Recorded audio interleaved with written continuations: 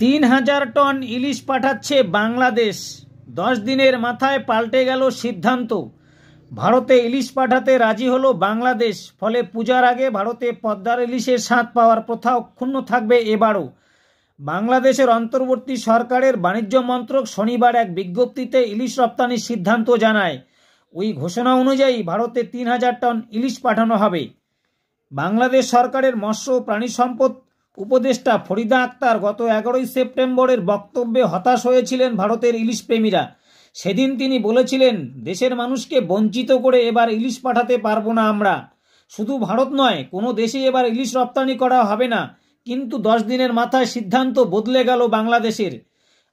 বাংলাদেশের বাণিজ্য মন্ত্রক ভারতে ইলিশ আমদানির জন্য 24শে সেপ্টেম্বরের মধ্যে সংশ্লিষ্ট সংস্থাগুলিকে আবেদন করতে বলেছে। যারা আগেই আবেদন করেছিলেন তাদের নতুন করে আবেদন করার প্রয়োজন নেই। ফলে পুজোর ঢাকে কাঠি পড়ার আগেই পদ্মা রূপলি শস্য পশ্চিমবঙ্গবাসীর পাতে শোভা পাওয়ার সম্ভাবনা প্রবল হয়ে দেখা দিয়েছে। বাংলাদেশের এই সিদ্ধান্ত বদলে কূটনৈতিক কারণ থাকতে পারে বলে মনে করা হচ্ছে। যদিও সমস্ত জট কাটিয়ে ওপার বাংলা থেকে কত ইলিশ শেষ পর্যন্ত ভারতে এসে পৌঁছবে তা নিয়ে সন্দিহান ভারতের ফিশ ইম্পোর্টার্স অ্যাসোসিয়েশন।